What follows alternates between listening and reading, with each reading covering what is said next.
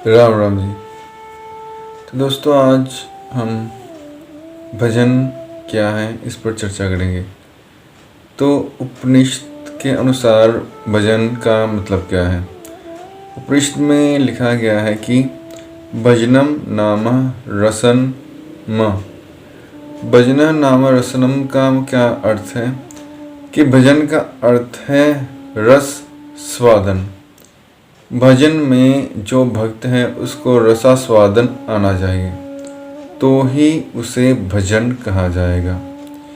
तो अब आप अपने भजन को, अपनी प्रार्थना को, अपनी भक्ति को इसके साथ जोड़कर देख लीजिए कि आप जो भजन कर रहे हैं उसमें आपको रस आ रहा है या नहीं आ रहा।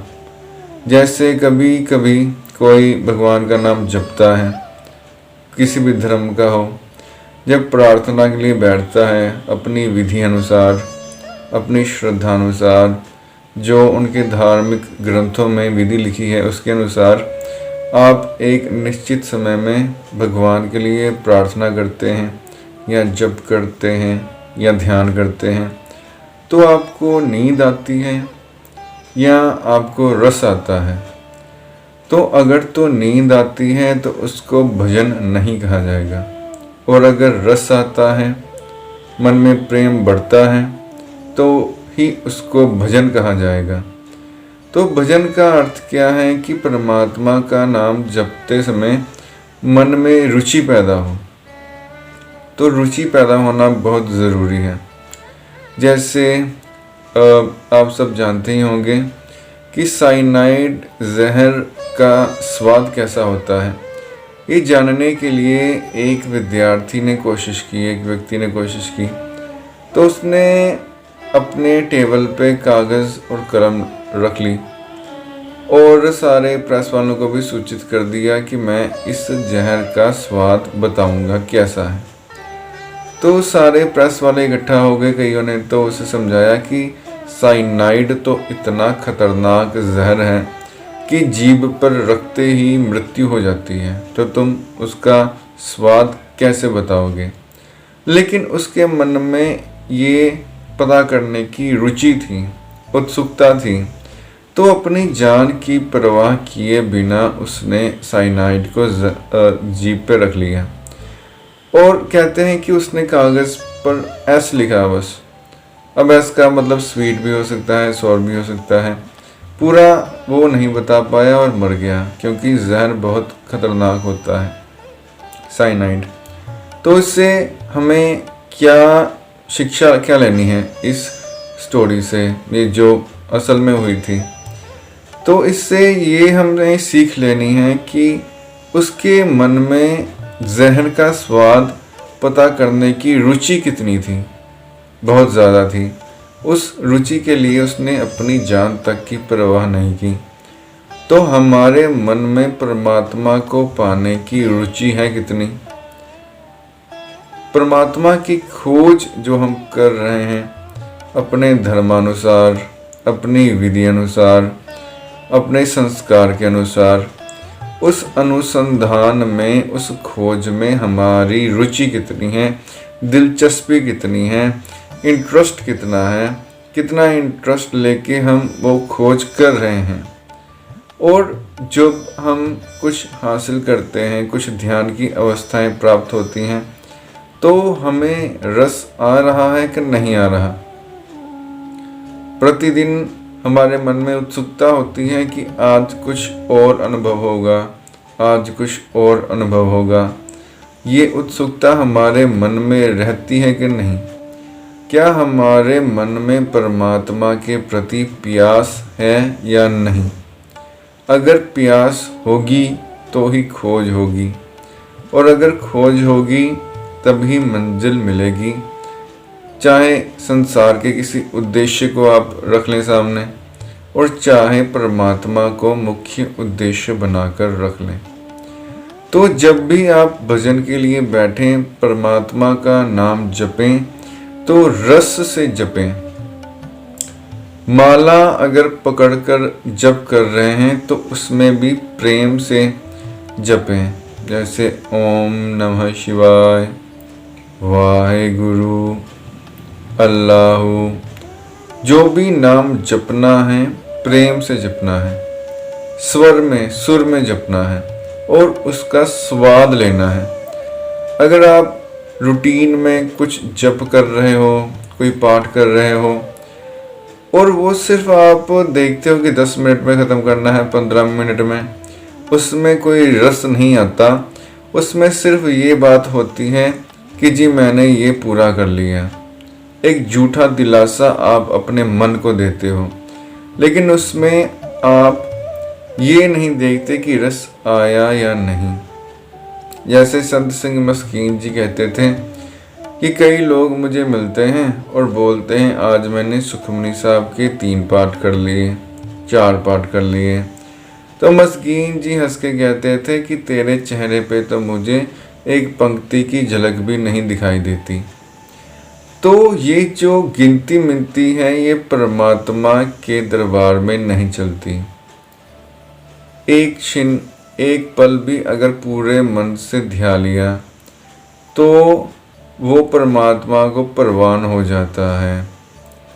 तो गुरबानी भी कहती है एक क्षण एक पल ध्याए काल फास के बीच न आए, कि अगर परमात्मा को पूरे मन से एक पल के लिए भी ध्यान लिया जाए तो वो व्यक्ति काल फास के बीच में नहीं आता, क्योंकि परमात्मा उसे अपने साथ जोड़ लेता है। और जब एक बार परमात्मा के साथ जुड़ गए तब आप उससे अलग नहीं हो सकते। संसार की तो वस्तुएं ऐसी हैं, एक बार जुड़ गए, 2 बार 3 बार तो उससे अलग होना ही पड़ता है। या समय उससे अलग कर देता है या मृत्यु उससे अलग कर देती है। लेकिन परमात्मा के साथ अगर जुड़ गए तो लोक सुखिए परलोक सुहेले, नानक हर प्रभु आपे मिले। तो उस जन्म में तो जीवन मुक्त अवस्था हासिल होगी ही, परमात्मा की प्राप्ति भी होगी, परलोक में परमात्मा का सानिध्य प्राप्त होगा। सचखंड की प्राप्ति, वैकुंठ की प्राप्ति जो है वो परमात्मा की प्राप्ति ऐसे मानी गई है, वो सब प्राप्त होंगी। तो क्या आपने परमात्मा की कथाओं में स्वाद लिया है? आपके जो भी धार्मिक ग्रंथ हैं, संतों की वाणी है, क्या उसमें आप कथा सुन के बाद में स्मरण करते हैं? स्मरण करके आपको रस आता है? जैसे बैल होता है या गाय होती है, वो जुगाली करती है। जुगाली का अर्थ क्या है? पहले तो जो भी भोजन हम देते हैं गाय ग्रहण कर लेती है, बाद में बैठ के आराम से धीरे धीरे उसके रस को मुंह में लेके रसास्वादन करती है, मुंह हिलाती है। तो वो रसास्वादन आपने किया है। एक बार कथा सुन ली, प्रवचन सुन लिए, वो प्रवचन सुनने के बाद उसका मनन किया है। अगर किया है तो उसमें रस आता है। ये अगर आप अपनी प्रार्थना में, अपनी दिनचर्या में जोड़ेंगे, रुचि जोड़ेंगे, रसास्वादन जोड़ेंगे, प्रेम से भजन करेंगे, गिनती मिनती की परवाह नहीं करेंगे, प्रेम से गाएंगे। जैसे मस्कीन जी कहते थे अगर जपजी साहब या सुखमनी साहब जी की वाणी थोड़ी सी भी पढ़ लो लेकिन प्रेम से पढ़ो तो उसका स्वाद ही कुछ और आता है। बाकी भी चाहे कुरान की आयतें पढ़ रहे हो या चाहे बाइबल को पढ़ रहे हो, तो कुछ भी कर रहे हो उसको आप प्रेम से करोगे, इंटरेस्ट लेके करोगे, रुचिपूर्वक करोगे तो उसमें रसास्वादन आना शुरू हो जाएगा। तो उससे आपको उसमें आनंद आने लगेगा। और जिस चीज़ में आनंद आता है मन उस चीज़ को छोड़ने के लिए तैयार ही नहीं होता। अभी तो मन ने उस अध्यात्म का स्वाद चखा ही नहीं है, अभी तो संसारिक स्वादों में ही लगा हुआ है। जब अध्यात्म भजन का स्वाद ये मन लेगा तब उसको पता लगेगा कि सच्चा स्वाद कहते किसे हैं। तब बाद में वो संसार में नहीं उलझेगा।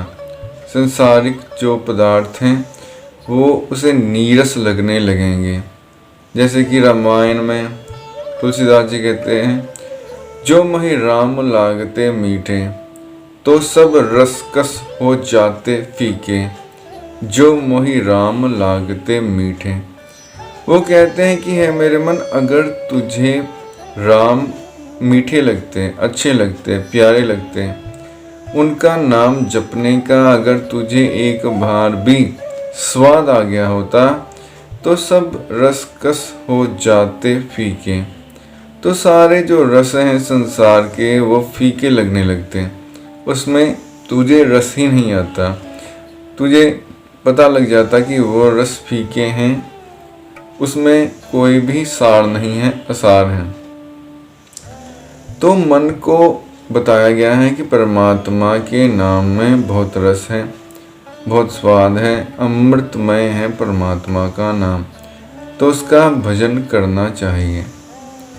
तो हमारे मन में परमात्मा के लिए जो अनुसंधान चल रहा है उसके प्रति रुचि होनी ज़रूरी है, और जो भी हम भजन करते हैं उसमें स्वाद आना ज़रूरी है। और स्वाद तभी आएगा अगर प्रेम से उसका रस ग्रहण करोगे। जैसे हम कुछ खा भी रहे हैं, कुछ गुलाब जामुन, रसगुल्ले, कोई लड्डू खा रहे हैं, तो धीरे धीरे अगर खाएंगे तो एक लड्डू का ही आनंद उठा सकते हैं। अगर जल्दी जल्दी खाएंगे तो हम उसका स्वाद ग्रहण नहीं कर सकते। जैसे किसी की गाड़ी छूट रही हो और उसे पता है कि 5 मिनट में गाड़ी छूट जाएगी, और मैंने ये जो है 5 रसगुल्लों की प्लेट ऑर्डर कर रखी है और साथ में भी नहीं लेके जा सकता, तो यही खानी है, तो जल्दी जल्दी से 5 के 5 खा लेता है और भाग के ट्रेन पकड़ लेता है। और दूसरा व्यक्ति था, उसे पता है कि ट्रेन मैंने पकड़नी नहीं है, मेरी 1 घंटे बाद है, तो वो भी 5 रसगुल्ले खा रहा था, लेकिन वो आराम आराम से खा रहा था। जितनी देर में दूसरे व्यक्ति ने 5 ख़त्म किए, उसका अभी आधा ही ख़त्म हुआ, तो वो पूरा रस लेके खा रहा है। तो दोनों 5 ही रसगुल्ले खा रहे हैं, लेकिन जिसने ट्रेन पकड़ ली, भाग गया पकड़ने के लिए, उसको जो रस आया उससे कहीं ज़्यादा रस दूसरे व्यक्ति को आएगा, क्योंकि उसने आराम से बैठकर उसका रसास्वादन लिया। ऐसे ही जब हम भजन करते हैं तो कुछ समय के लिए संसार के कामों की सोच को त्याग दो। कुछ समय के लिए ये सोच लो कि ये जो मेरा 1-2 घंटे का समय है सिर्फ भगवान के लिए है, मन भी भगवान के लिए है, उसके बाद सोचूंगा जो सोचना है। अगर बहुत व्यस्त हैं, कम से कम आधा घंटा ही निकाल लीजिए। 24 घंटे में 24 मिनट तो निकल ही सकते हैं। उस समय आपने कोई संसार की बात नहीं सोचनी, किसी काम के बारे में नहीं सोचना।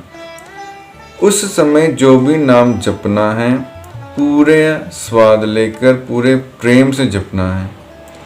अगर प्रेम से जपोगे तो ही परमात्मा प्राप्त होगा।